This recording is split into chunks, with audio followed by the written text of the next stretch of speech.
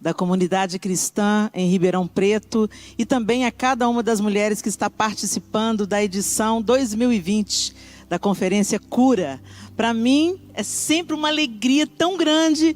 Infelizmente, esse ano a gente não pode estar próximas, juntinhas aí, mas graças a Deus pela tecnologia que nos aproxima hoje e que torna possível nós buscarmos juntas daquilo que Deus tem para liberar sobre nós nesse ano tão desafiador que está sendo 2020. E nós queremos também que o Senhor não perdeu o controle em absolutamente nada. O Senhor é soberano, o Senhor não está medindo forças com o inimigo das nossas almas, nem tampouco com os governantes dessa terra, mas nós cremos plenamente no poder, na soberania do Senhor, na soberania da sua palavra, e nós cremos que o Senhor vai nos dirigir em cada passo nesse novo ano que está se encerrando, nesse ano que está se encerrando e no novo ano que está vindo aí, também com muitas interrogações, uma incógnita, mas contudo, para nós aqui que cremos no poder de Deus, descansamos, esperamos e estamos atentos àquilo que Ele quer nos ensinar em dias tão desafiadores. Amém? É uma alegria estar aqui. Beijo, pastora Mônica, pastor Danilo, e obrigado por mais essa oportunidade de comunicar o reino a essas mulheres maravilhosas que se reúnem através do Cura 2020. Vamos lá. Eu queria que você abrisse a palavra de Deus comigo. Abra sua Bíblia em Jó, capítulo 2. Jó, capítulo 2. E nós vamos ler a partir do verso 1. Eu vou usar a tradução NVI, ok? Vamos lá? Num outro dia, os anjos vieram apresentar-se ao Senhor, e Satanás também veio com eles para apresentar-se. O Senhor perguntou a Satanás: de onde você veio? Satanás respondeu ao Senhor: de perambular pela terra e andar por ela. Disse então o Senhor a Satanás: reparou em meu servo Jó? Não há ninguém na terra como ele, irrepreensível, íntegro, homem que teme a Deus e evita o mal. Ele se mantém íntegro, apesar de você me haver instigado contra ele para arruiná-lo sem motivo. Deixa eu dar uma pausa aqui, eu quero só te contextualizar. Parte da vida de Jó já tinha sido arruinada por Satanás, tá bom? Esse é um segundo encontro de Deus e Satanás. E Deus afirma para ele: ele se mantém íntegro, apesar de você me haver instigado contra ele para arruiná-lo sem motivo. Pele por pele, respondeu Satanás. O homem dará tudo o que tem por sua vida. Estende a tua mão e fere a sua carne e os seus ossos, e com certeza ele te amaldiçoará na tua face. O Senhor disse a Satanás: pois bem, ele está nas suas mãos, apenas poupe a vida dele.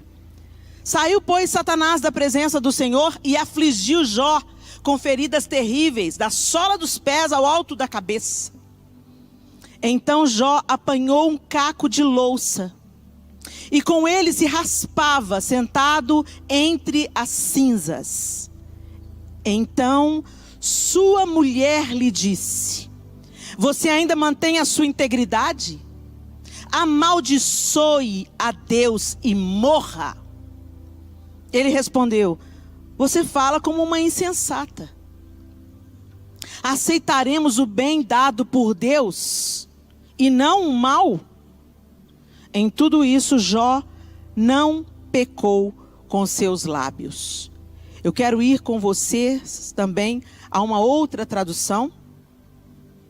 Nesse mesmo capítulo de Jó 2. E eu quero ler em outra tradução, a partir do verso 8. E Jó tomou um caco para se raspar com ele, e estava sentado no meio da cinza. Então sua mulher lhe disse: ainda retens a tua sinceridade? Amaldiçoa a Deus e morre.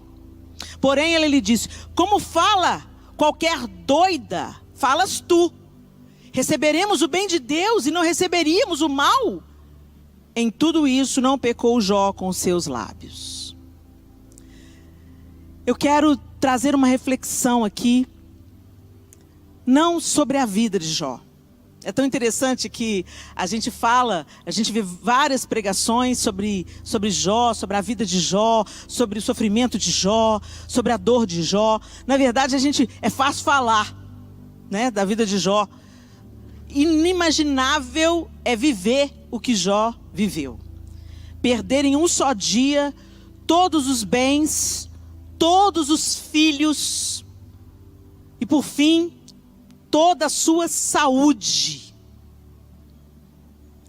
Mas não é em Jó que eu quero me fixar aqui hoje com vocês, mulheres. Eu quero me fixar aqui na mulher de Jó.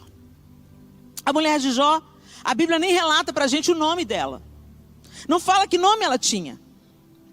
Mas a frase dela ficou célebre, ficou bem conhecida, não é? Ela questiona Jó, depois de tudo que você viveu. E eu não quero aqui, gente, só jogar pedra na mulher de Jó, não. Porque tudo que ele viveu, ela também viveu. Não é isso? Ela também estava passando pela mesma provação de seu marido. Quando Jó perdeu seus filhos, a mulher de Jó também perdeu seus filhos. Quando Jó perdeu suas riquezas, a mulher de Jó também perdeu as riquezas. Quando Jó perdeu seus privilégios e tudo aquilo que ele tinha acesso através dos bens que ele tinha, que ele possuía, sua mulher também perdeu.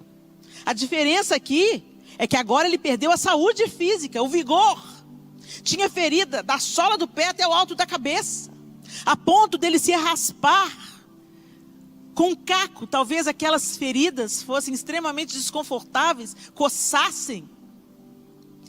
Mas a mulher tinha sido preservada na sua saúde. Mas ela questiona Jó. Talvez nós também questionássemos. Às vezes a gente passa por coisas muito mais leves e a gente fica de punhos cerrados contra Deus. E a gente fala: Senhor, você não está vendo isso que eu estou passando? Senhor, você não está vendo a minha aflição? Senhor, você não está ouvindo a minha oração? Senhor, por que comigo? Engraçado que a gente pergunta para Deus por que comigo só quando acontece com a gente. A gente nunca perguntou: Deus, por que com o outro? Por que o outro está sofrendo? Por que o outro perdeu? Por que o outro... Deixa eu ir lá ajudar o outro. Não. A gente é egoísta na vida, até nas dores. E a gente começa a questionar o amor de Deus quando as coisas saem dos trilhos, quando as coisas não acontecem do jeito que a gente esperava que elas acontecessem. E a mulher de Jó, feita do nosso mesmo material, nós não estamos aqui nos colocando em posição de superioridade a essa mulher, mas nós queremos aprender com ela. Certamente ela estava atravessando o vale mais tenebroso e escuro da sua existência. Gente, só quando a gente pensa na possibilidade de perder um filho, ela perdeu todos num só dia. Só da gente pensar numa coisa dessa, dá vontade, a gente já vai desfalecendo, né? Agora, interessante é que ela fala assim: ainda você permanece. No verso 9 ela diz: ainda retens a tua sinceridade? Isso, nessa versão. Na outra versão que eu li, vamos ver a palavra que ela usou na NVI, no verso 9. Mantém a sua integridade. Integridade é aquilo que não pode ser quebrado, né, gente? Mantenha a sua integridade. Amaldiçoa a Deus e morre. Alguns estudiosos discordam que ela quis dizer exatamente amaldiçoa a Deus. Porque a palavra no original, no hebraico original, essa palavra que é aplicada aqui nesse texto, ela tem duplo sentido. Ela pode ser usada como amaldiçoa a Deus ou o seu extremo oposto. Ela pode ser usada como abençoa a Deus e morre. Então, algumas pessoas acreditam que não, tem uma outra possibilidade. Essa mulher, ela podia estar falando assim, também dolorida: ô Jó, você ainda está preservando a sua integridade? Abençoa Deus e vai, meu filho, vai com Deus, parte, já que você crê tanto em Deus, né? Bendiga o Senhor e morre. Mas a resposta de Jó nos mostra outra coisa. Porque essa palavra, você sabe como que ela se aplica? Se é como maldição ou como bênção, de acordo com o contexto. Mas o contexto desse texto está me dizendo que ela não está dizendo, bendize a Deus e morre. Ela está dizendo, amaldiçoa a Deus e morre. Por quê? Por causa da repreensão de Jó em relação a ela. Jó olha para ela e fala, você fala como uma insensata. Na outra tradução diz, você fala como louca. Você fala como qualquer doida. E ele continua, aceitaremos o bem dado por Deus e não o mal? Presta atenção aqui. Ela recebeu bênçãos de Deus. O texto bíblico diz que Jó era um homem temente a Deus. O texto diz que Jó era um homem íntegro, que andava em retidão aos olhos de Deus, na presença de Deus. Ele tinha um coração sincero na presença de Deus. A tal ponto de Deus ostentar Jó, né, gente? Para Satanás, você viu meu servo Jó? Era um homem reto, era um homem íntegro. E certamente ela e os filhos deles se beneficiavam de Jó ser um homem íntegro e reto diante de Deus. O texto, quando você vai lendo o livro de Jó, lá no capítulo 1, diz que Jó temia tanto a Deus e temia tanto que seus filhos pecassem contra Deus, que ele oferecia sacrifícios a Deus, caso os filhos dele viessem a pecar. Olha o nível de retidão desse cara, de preocupação, de andar ele e sua família em retidão aos olhos de Deus. Ele oferecia sacrifícios por seus filhos, para caso eles viessem a pecar, que não fosse imputado culpa a eles. E seus filhos e sua esposa se beneficiavam do fato dele ser esse homem íntegro e abençoado por Deus. Então, certamente, como o livro descreve que ele tinha muitas riquezas, tanto seus filhos e filhas, quanto sua esposa, se beneficiavam desse ganho, se beneficiavam dessas riquezas. Aquela vida, naquele contexto, era uma vida difícil, cheia de desafios. Não é uma vida como a gente tem hoje, com água encanada, com tantas facilidades, com máquina de lavar, louça, roupa, máquina de secar. Não, gente, era um tempo onde as coisas eram serviço braçal, muito trabalho, não tinha geladeira, não tinha fogão. Vai lembrando, vai só pensando nisso aí. Mas, certamente, a mulher de Jó não era uma mulher tão sacrificada como as mulheres da época. Por quê? Porque ela se beneficiava de suas riquezas, que poderiam prover para elas servos e servas. Ela era abençoada, gente. Ela era abençoada. A primeira bênção dela, ela tinha um marido que temia Deus. Isso é uma grande bênção. Um homem temente a Deus. Eu não estou falando de religião aqui não, gente. Eu não estou falando de religião. Eu estou falando de um homem que teme a Deus. Tem mulheres que estão dentro da igreja hoje e falam assim, pois é, Helena, me encosto esse meu marido. Meu marido é uma luta. Tem 10 anos que eu oro por ele, ele não converte. Mas se for fazer um parecer entre os cônjuges, o não crente está dando mais testemunho, é mais dedicado ao casamento e é mais exemplar do que a que está dentro da igreja.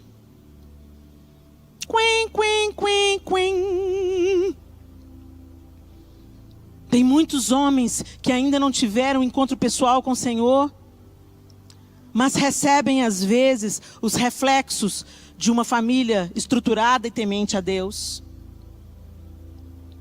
Tem muitos homens que não estão oficialmente dentro de uma igreja, inseridos numa comunidade de fé, mas são honestos, são íntegros, vivem para a família, são bons pais, são bons maridos, são uma bênção para aqueles que vivem ao seu redor. Mas às vezes as mulheres não conseguem perceber e colocam o foco naquilo que elas não têm.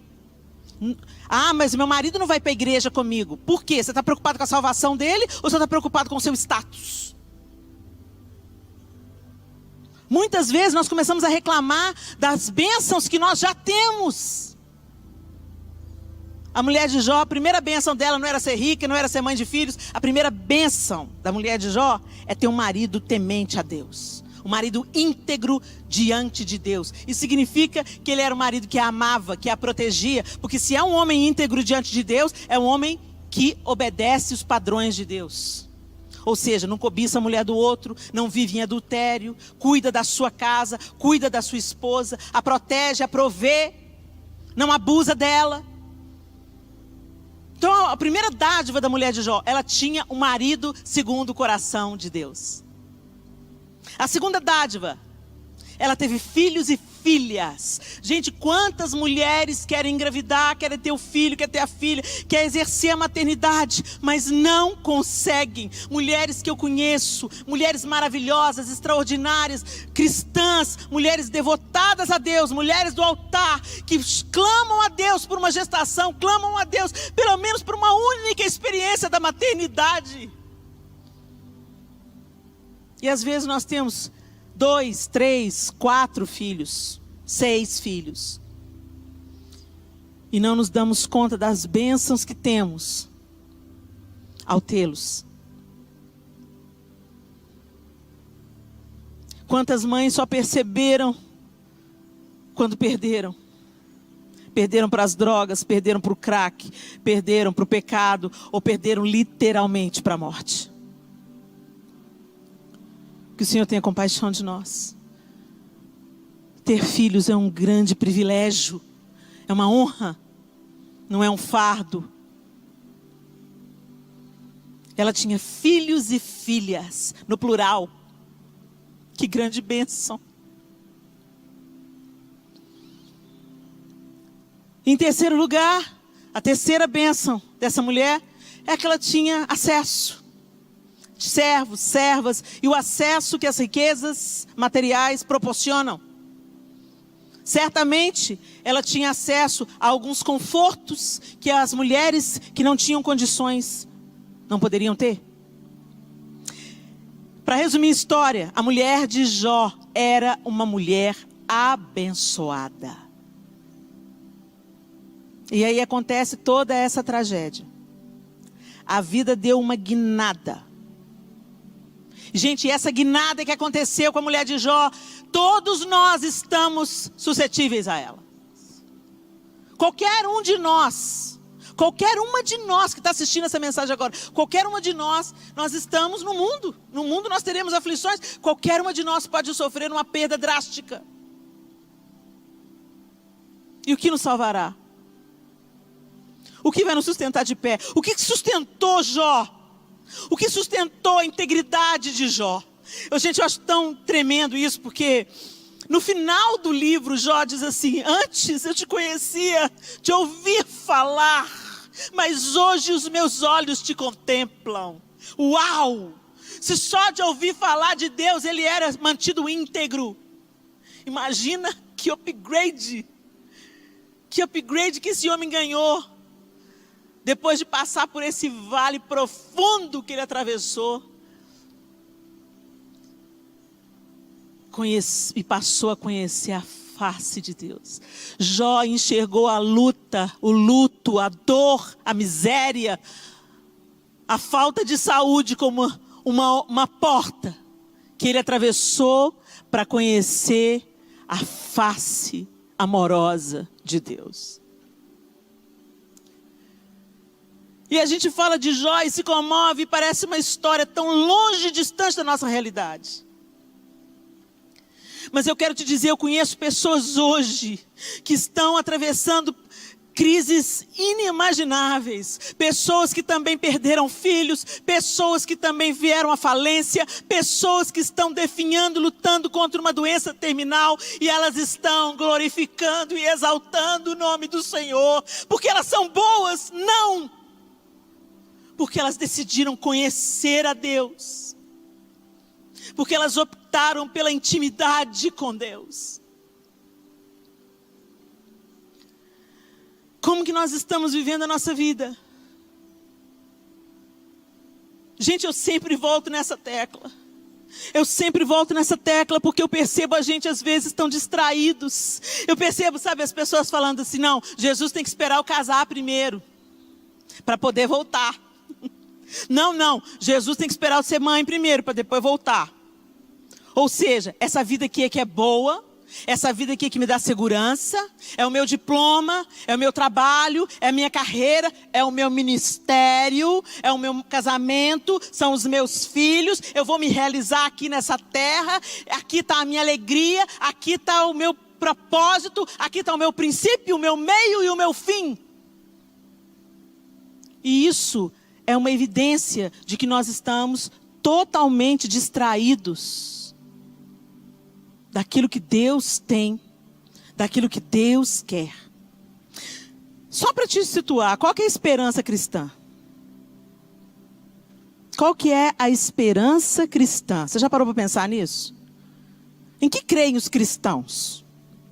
Os cristãos creem que Jesus é o Messias de Deus, que foi enviado para reconectar, religar, reconciliar a criatura do Criador. E não apenas a criatura do Criador, mas também apresentar à raça humana um Deus que não é apenas Criador, mas um Deus que é Pai. Ele nos ensina a orar: Pai nosso que estás nos céus. Quem chama Deus de Pai são os cristãos. Esse é um princípio cristão. E reconciliados com Deus, então Jesus morre para pagar o preço, o escrito de dívida que era contra nós. Cumprir a lei, que nenhum de nós nunca vai ser capaz de cumprir totalmente. Ele veio cumprir a lei. E ele então nos apresenta uma nova maneira de viver, onde a lei não é mais a lei da condenação e da morte, mas é a lei do Espírito e da vida. Ou seja, é a lei que norteia a nossa santificação, não a nossa condenação. E dessa forma, vivendo, nós então caminhamos a partir de agora, a partir de hoje, como uma antecipação daquilo que esperamos. E o que nós esperamos, gente? Nós esperamos a ressurreição do corpo. Nós esperamos que Jesus irá voltar nos ares. E que aqueles que dormem em Cristo ressuscitarão primeiro. E vão se encontrar com Jesus nos ares. A igreja será retirada da terra para o tempo de bodas com o Cordeiro. Depois de um tempo que nós não sabemos quanto será, a eternidade invade a terra, a nova Jerusalém desce dos céus. Jesus é que vai reinar, um reino de retidão, justiça, onde a morte não mais existirá. Nós receberemos um novo corpo, um corpo glorificado, exatamente como Jesus ressuscitou e recebeu um corpo glorificado. Nós, como filhos de Deus, também ressuscitaremos com Ele e receberemos um corpo glorificado. Você lembra disso, não? Alguém já te contou sobre a esperança cristã? Ou você ainda acredita assim: eu vou viver a minha vida, vou curtir a vida, vou viver a vida, beleza, e depois eu vou morrer e vou para o céu, meu espírito vai para o céu, e todos viverão felizes para sempre, e tudo que não glorifica a Deus vai queimar, e bem feito para eles. Não. Eu espero a ressurreição da carne. Eu espero que aqueles que morreram em Cristo ressuscitarão primeiro. Eu espero que Jesus venha nos ares. Eu espero que o reino de justiça vá governar sobre todos, onde toda desigualdade, toda injustiça, todo assassinato, todo aborto, todo dolo, toda dor, tudo vai acabar, porque Jesus irá reinar e nós reinaremos com Ele. E hoje eu vivo como uma antecipação daquilo que eu creio. Então hoje eu trabalho pela justiça, hoje eu trabalho pela integridade, hoje eu trabalho pela igualdade, hoje eu trato o meu próximo como meu igual, hoje eu não abuso, hoje eu não sou racista, hoje eu não discrimino, hoje eu vivo como uma antecipação do reino de justiça, que vai me tomando e me consumindo cada dia e me tornando a imagem e semelhança de Jesus. Essa é a esperança cristã. Mas nós vivemos distraídos, iludidos com essa terra. Vivemos buscando aquilo que Deus não busca. Vivemos idolatrando aquilo que o Senhor despreza. Queremos posição, queremos poder, queremos influência, queremos muitos seguidores no Instagram. Queremos. E o chamado de Jesus é: negue-se a si mesmo, tome a sua cruz, siga-me. Nós recebemos a vida de Deus. Nós recebemos a salvação em Jesus. Nós recebemos a esperança cristã de um novo reino de justiça e retidão. Nós recebemos tantas dádivas. Mas quando a dor acontece, quando o luto acontece, quando a circunstância sai do trilho, quando as coisas não funcionam, quando o emprego é perdido, quando a grana falta, aí a gente fica de bico e questiona o amor de Deus e reclama: por que essa pandemia está acontecendo? Por que o Senhor está permitindo? Ele está permitindo para nos purificar. Ele está permitindo porque Ele quer sinalizar alguma coisa. Ele está permitindo porque Ele quer nos mostrar que nós estamos colocando em pedestais aquilo que não é Deus, aquele que não é Deus. Nós estamos idolatrando o nosso ego, nós estamos idolatrando lideranças, nós estamos idolatrando artistas, nós estamos colocando nossa prioridade na nossa vaidade, na nossa vontade. Nós estamos com prioridades invertidas, confusos e distraídos. E Deus quer nos alinhar, porque Jesus Cristo vem aí. Deus quer nos alinhar. Deus quer fazer o nosso coração pulsar por aquilo que o coração dele pulsa. Deus quer nos apresentar a sua face amorosa da mesma maneira que ele apresentou a face amorosa dele a Jó. Mas a mulher dele não percebeu. A mulher dele preferiu murmurar, reclamar e amaldiçoar. A evidência que é a maldição que ela lançou, que o original que ela aplicou aqui era maldição, foi a repreensão que Jó fez. Você fala como uma louca. Nós recebemos a bênção de Deus, não receberíamos o mal que vem dele. Sabe por quê, gente? Porque Jó sabia. Ele podia não estar entendendo nada naquele momento que ele estava vivendo. Ele podia não estar percebendo nada daquilo que ele estava passando. Mas uma coisa Jó sabia: que Deus era justo. Então talvez ele estivesse numa crise. O que foi que eu fiz? O que será que eu fiz? Se o Senhor está me punindo, deve ter algum motivo para isso. Mas depois de tantos conflitos, de tantas conversas difíceis, de tantas acusações dos amigos, de tantos problemas, de tantas perdas, de tanto luto, Deus responde a Jó e se apresenta a Jó. Jó tinha suas questões também. Jó também teve dúvidas, como eu e você temos. Mas esse momento de dúvida para Jó se tornou o momento onde Deus se manifestou a ele. Por quê? Porque ele foi buscar respostas no único que tinha. A gente busca resposta em muitas coisas. Busca beber água em outros poços.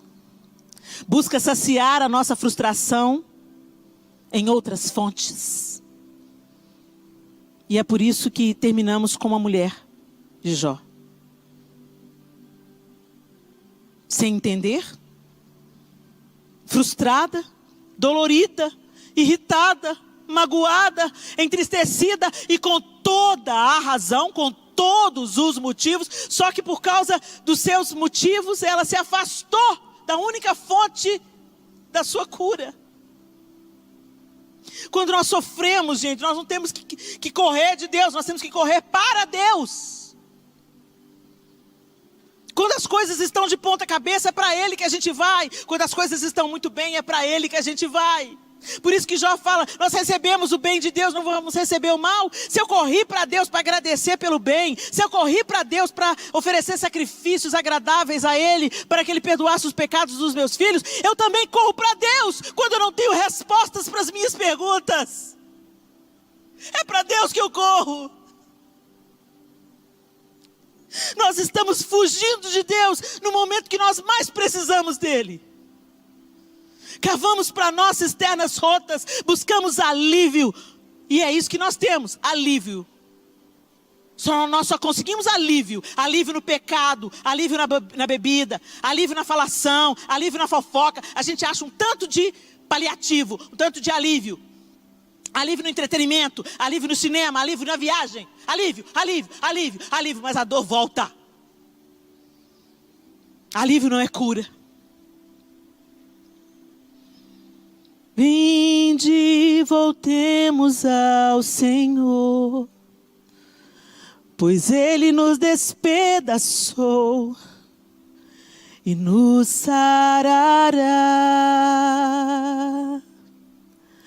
Fez a ferida e a ligará, nos revigorará e viveremos diante dele.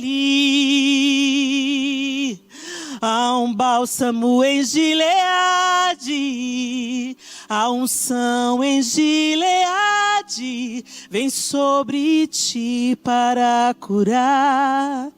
Vem sobre a filha de Sião. Há um médico em Gileade, há remédio em Gileade, vem sobre ti para curar. Restaura a filha de Sião. Se nós recebemos o bem de Deus, não receberíamos o mal dele. Helena, você está dizendo que essa pandemia foi Deus que mandou? E Ele não é soberano para isso? Ou você acha que Deus é o Papai Noel? O gênio da lâmpada que age conforme o que você acha que é certo, conforme a ética dos homens. O texto que nós estamos lendo não diz que foi Deus que mandou a ruína sobre Jó. Quem estabeleceu a ruína foi Satanás. Quem trouxe para Jó a morte dos filhos, a bancarrota, as feridas, foi Satanás. O texto diz isso. Mas a permissão e também a restrição foi de Deus. Na vida dele, você não pode tirar a vida dele. Quem dá e tira a vida é Deus. Mas Deus permitiu. Deus não perde uma oportunidade.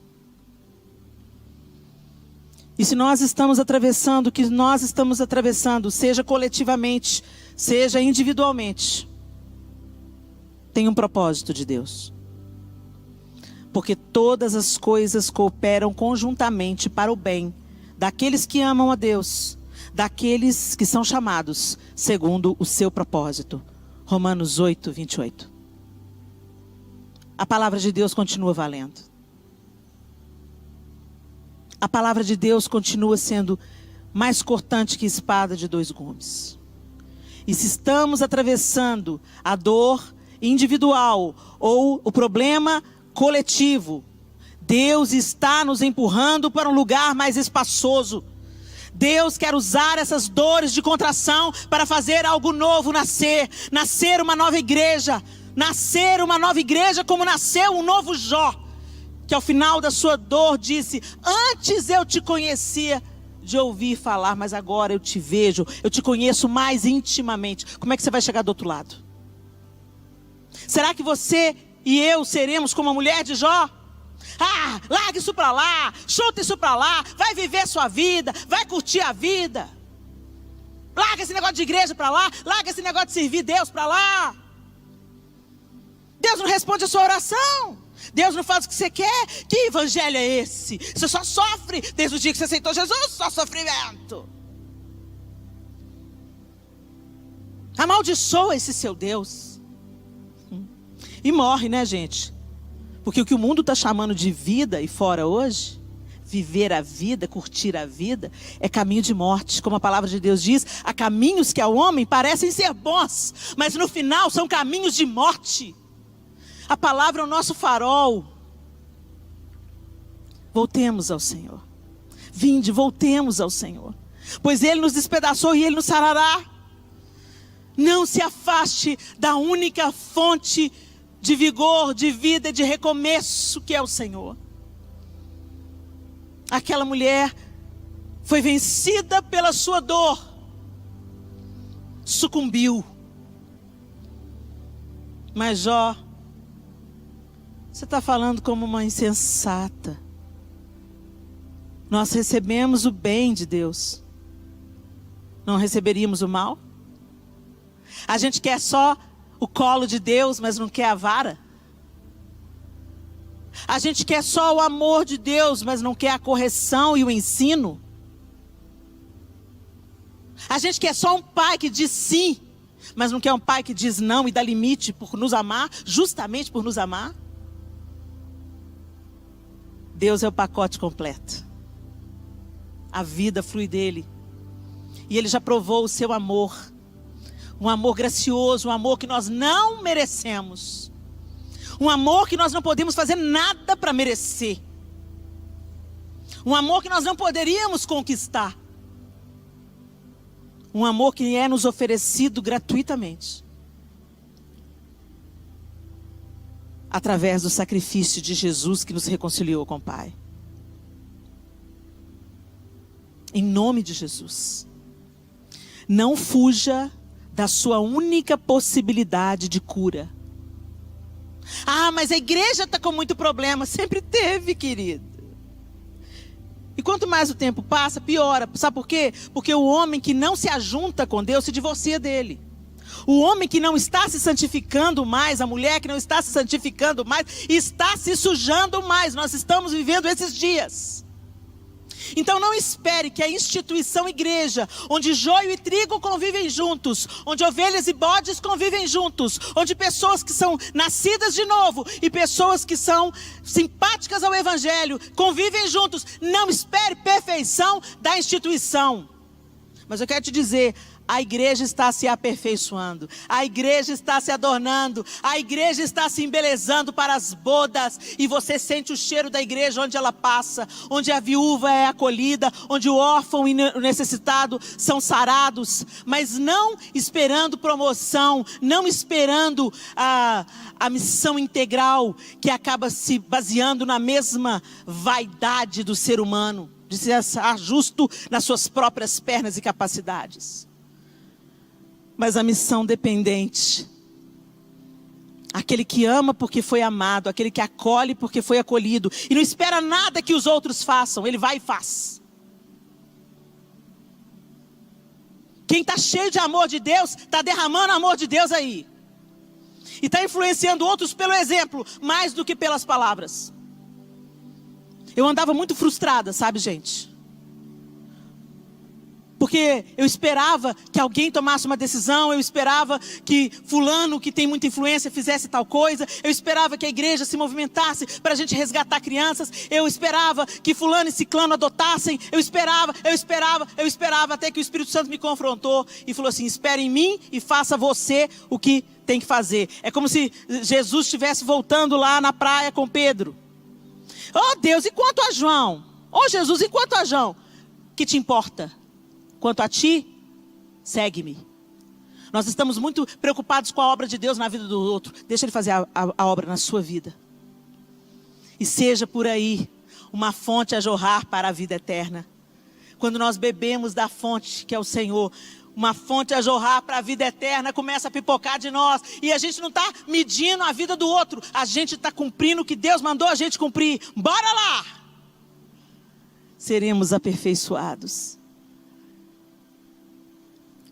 E em nome de Jesus, pela misericórdia de Deus, pela graça do Senhor e pela sua palavra, não seremos enganados ou não sucumbiremos à nossa dor como a mulher de Jó. Mas pelo poder do seu Espírito em nós, seremos fortalecidos e vamos atravessar e chegar do outro lado, amém? Vamos chegar do outro lado melhores. Quando Jesus entra no barco com seus discípulos e eles atravessam aquela tempestade horrorosa, onde todos eles pensavam que iam morrer. Jesus levanta, acalma o mar e a tempestade. Eles se esqueceram que quando eles entraram no barco, a palavra de Jesus foi: vamos para a outra margem.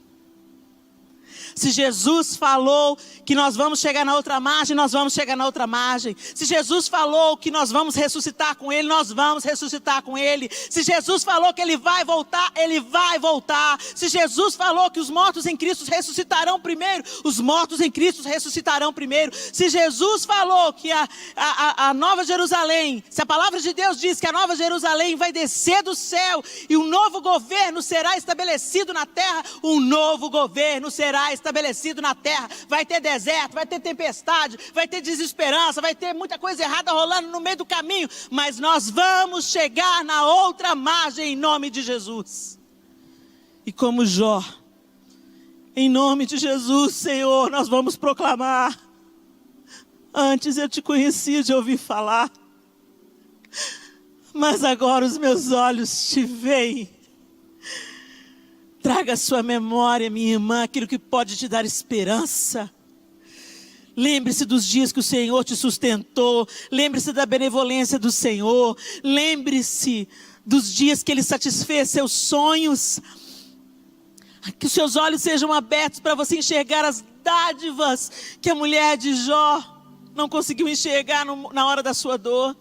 Traga à memória, no momento da dor, traga à memória aquilo que te dá esperança. Traga à memória o livramento, traga à memória o sustento, traga à memória a provisão, traga à memória a saúde para viver cada dia, traga à memória os filhos que você teve a oportunidade de ter, traga à memória o casamento, traga à memória o sustento do Senhor em toda e qualquer circunstância, traga à memória. Você tem bênçãos para contar? Então conta as bênçãos. Conta as bênçãos e seja fortalecido em nome de Jesus. Vamos orar. Senhor, nós te louvamos, nós te bendizemos. A nossa esperança é o Senhor. Sim, Senhor, como muitas vezes nós também ficamos como Jó, confusos, perplexos, buscando motivos, sem entender bem. Mas o Senhor veio em seu socorro, o Senhor veio com respostas, o Senhor veio com livramento. E o livro de Jó termina dizendo que o Senhor deu a Jó o dobro de tudo aquilo que ele tinha perdido. Pai, abre os nossos olhos. Nós queremos não apenas conhecer o Senhor de ouvir falar, nós queremos te ver, queremos contemplar o Senhor. Porque é na contemplação do Senhor, da tua misericórdia, do teu amor, da tua graça, é nessa contemplação que seremos transformados à tua semelhança. Que vivamos hoje com uma antecipação daquilo que esperamos. Que a gente não sucumba ou queira do Senhor uma paternidade fracionada. Queremos só o bem, mas não queremos a correção, não queremos o mal, não queremos viver o que o Senhor quer que a gente viva. Queremos obedecer e glorificar o teu nome em todo o tempo. Mas nós não conseguiremos isso na nossa força. Por isso, Senhor, nós te pedimos que o teu Espírito Santo nos dirija, nos ensine todas as coisas, como Jesus prometeu que Ele faria. Nos convença da justiça, do pecado, do juízo. Inflame o nosso coração de amor pelo Senhor e pelo teu reino. E nos desconecte, Senhor, daquilo que o fogo pode consumir. A ferrugem pode corroer. Em nome de Jesus nós oramos. Amém e amém. Deus abençoe vocês, mulheres queridas. Onde vocês estiverem, em Ribeirão, na região, ou se você está assistindo essa mensagem do Japão, da Europa, que Deus abençoe cada uma de vocês. Fica firme aí. Eu fico firme aqui e o Senhor fortalece a todas nós. Deus abençoe vocês.